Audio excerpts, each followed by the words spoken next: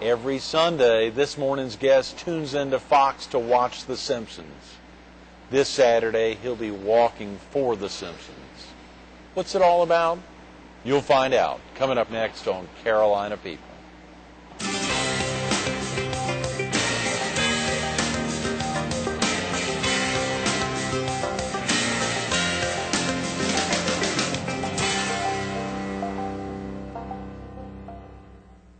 Good morning. Welcome to Carolina People. This morning we're at Conway Medical's Wellness and Fitness Center. We're focused on this Saturday's Horry County WalkAmerica.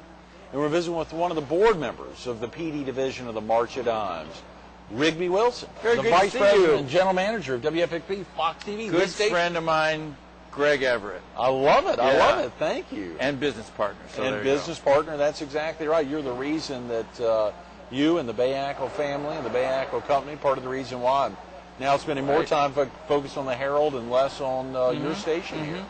Well, the Bayackel company bought the station from you. The viewers don't know, but you certainly do. Oh, yeah.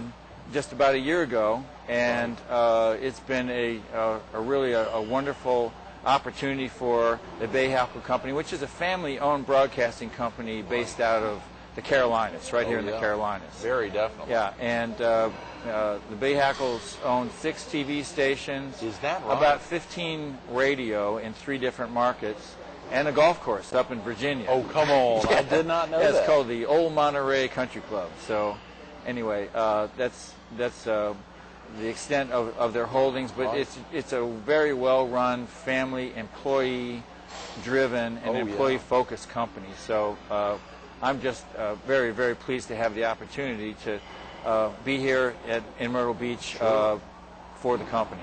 And you've been with the company almost a decade now. About 8 years. Right, yeah, about 8 years. I was over in Columbia. I've lived in Columbia and in South Carolina for about 8 years, and you know, I guess I'm an adopted South Carolinian by now. I'm certainly a Gamecock fan. Oh yeah. But having lived in Columbia for all that time, but it's been great for me. I moved down here from Milwaukee, so it was quite a weather change for me. Big change. You have family here in the Palmetto State too, Rigby? That's right. Well, of course, my wife and my 2 boys, they're 27 and 24, are in the area. Right. My son's working out of Beaufort now, and my other son's in Savannah, actually. Close. Yeah. Close. Yeah. Yeah. So we love the Southeast. Oh, yeah. It is amazing. Probably a pretty big difference from Milwaukee. How long had you been in Milwaukee, Rigby? I was there about 8 years. I've been in broadcasting 31 years. Or actually, now it's 33 years. Right out of junior high. Well, I joke about it. I got into broadcasting the same month that Nixon resigned from the presidency. So for the viewers that can remember that, that's what, 74? 74. It was August of 74, and that's the month that I started in broadcasting at age 21. So I did not know that. Where was that, Rigby? That was in Pennsylvania. Yeah, okay. I started in TV advertising sales in Pennsylvania, the station there. Growing up, had you always known you wanted to get into broadcasting? Well, I'm a TV kid, so I mean it's kind of followed. I'm a political science major, and that's what I graduated with from Miami University in Oxford, Ohio. Right. But I was a radio TV minor, and I knew halfway through that I wanted to get into television. So has been something on that. Was the interest in radio or in TV, or was it big on air? It was TV. Right. Yeah, it was always going to be TV, and I had no on-air aspirations. I wanted to be behind the camera, though. I was thinking TV news, being a political science major and all that kind of thing. But that card wasn't dealt to me, and I wound up in television advertising sales and couldn't be happier. This is the best job I've ever had, being general manager of the TV station. It's a lot better than the job I had when I was young. Can I tell you about that? Yeah, please. Let's hear it. I worked as a grave digger in the summertime when I was in high school. Yeah. That was your first this is job? way better than being a grave digger, I'll tell you. I didn't see that in preparing for your I usually don't put that on the resume. That's right. Leave that off. Yeah. Well, first jobs. Everyone remembers their first job, I'm sure. Yeah. That stands out. How'd you land that job? Well, it was just a family relationship. Actually, I was underage. I started doing it when I was 15. Ooh, gal. But anyway, it was. I did that during the summers in high school. But And you grew up in Pennsylvania or in Ohio? Illinois. In Illinois? Illinois. Okay. I'm a Midwesterner, yeah. Great, good. Yeah, we like to say that the Midwest is the south of the North because the same kind of values that Southerners tend to have. Oh, yeah, very definitely. And, family-oriented and, kind of a conservative kind of principled family atmosphere. Sure. There's a lot more that goes into operating a TV station than I bet a lot of people think about. We enjoy tuning in. Hopefully they're all tuning into Carolina People, but if they're not, they're probably tuning into American Idol. I mean, a lot goes in to operating it's a TV business. station. You have two different constituencies. You have the viewers and you have the advertiser, and of course the station's license is first and foremost. Right, obviously, because without the license you have nothing. But you speak to your viewers, you serve the advertisers and also the public at the same time. So it's a ever-changing, always interesting business that is, I think, a really neat lifestyle. And I encourage anybody who's listening out there, watching out there, to look us up if you're interested in careers in television. We don't have anything available. We can certainly help you find something. That's wonderful. And there are other stations within the Bahakel family, group of stations, those Correct. 6 stations. Right. Always opportunities looking at them. Yeah, yeah. If a viewer needed to get off to school now or get off to work or family off to school, is there do you all have a website or a good phone number for someone to call to learn more about the station? It's WFXB.com, and okay. we have a job site on there. And of course, you can call the station at 843-828-4300.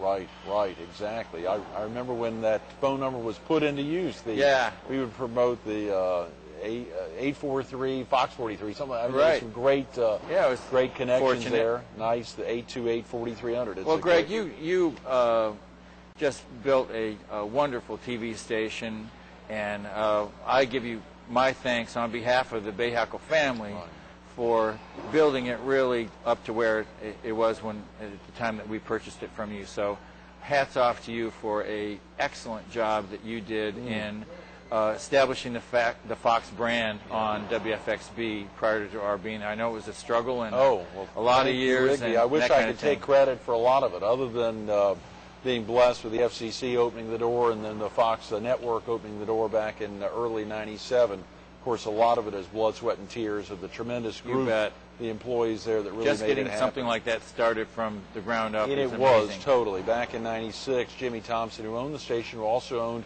what's now Fox 57 in Columbia and Channel 63 in Sumter, who'd been a broadcaster since the early '70s up in Greenville. Jimmy Thompson, of course, put it on the air back in '84 and then sold it to me in '96. But as you say, it's all about the FCC and serving the public. Eventually, everything comes back to that. Yeah, we're licensed to serve the public, and that's where we are.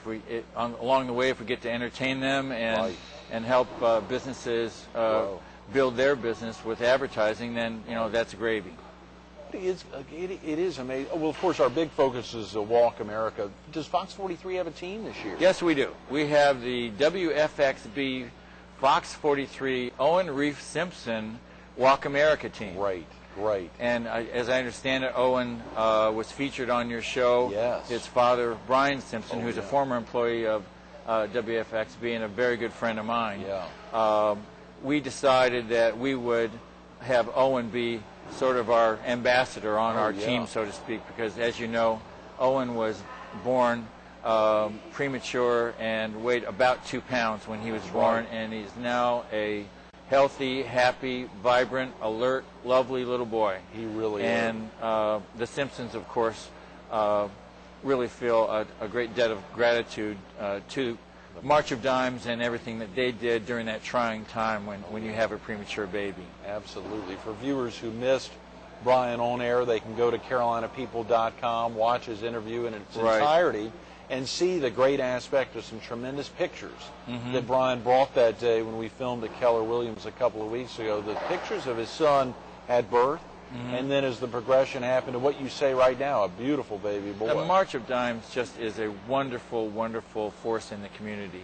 It helps so many people, and that's why when you talk to me about the possibility of being on the board, and then I was invited to be on the March of Dimes board, I really jumped at it because I think it's one of the best organizations in the community because they do so many great things for people who really need it. Oh yeah, yeah. Think about that. Whether it's Coach Bennett, the honorary chair of this Saturday's walks, talks about either the elderly or babies, both oftentimes very helpless, who really need our help.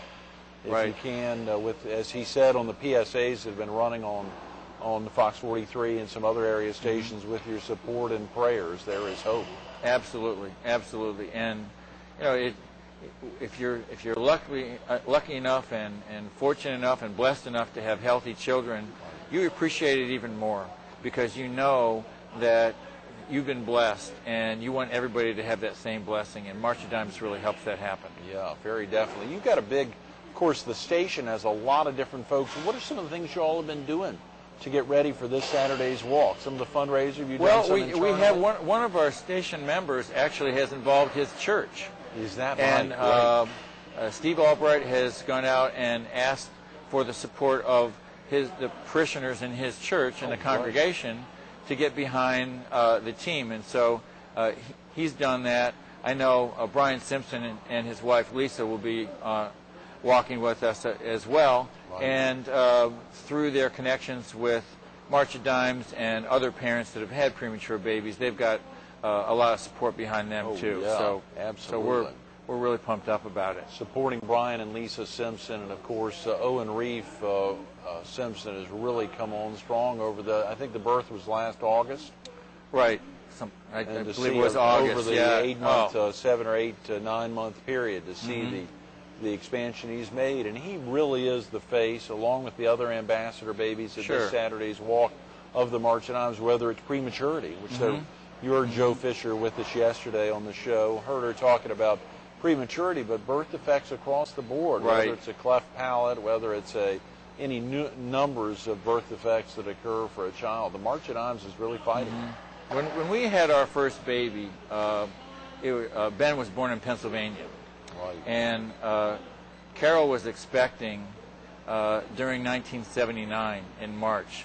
And turning back the pages of history, March 1979 is when the 3 Mile Island nuclear accident happened. Oh, boy. When all the pregnant women were asked to leave the area because of the fear that radiation might have and creating birth defects and that kind of thing. We had no idea that she was pregnant at the time. We only found out about a month later. So for those months, we wondered whether or not our firstborn was going to be born healthy. And so that's part of that whole feeling has kind of stayed with me in terms of the thankfulness to have healthy babies, and also to help those who need to do that too.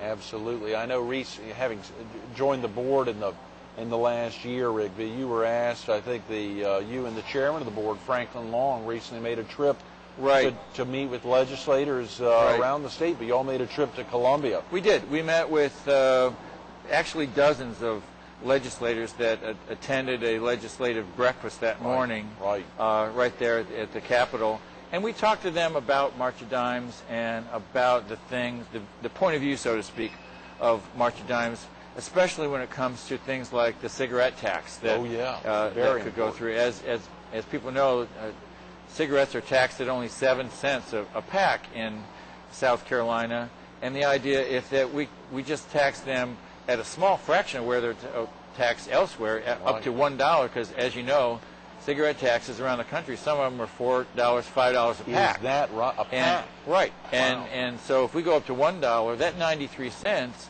could be earmarked for women and infants, babies, especially for smoking cessation programs for pregnant women. Right.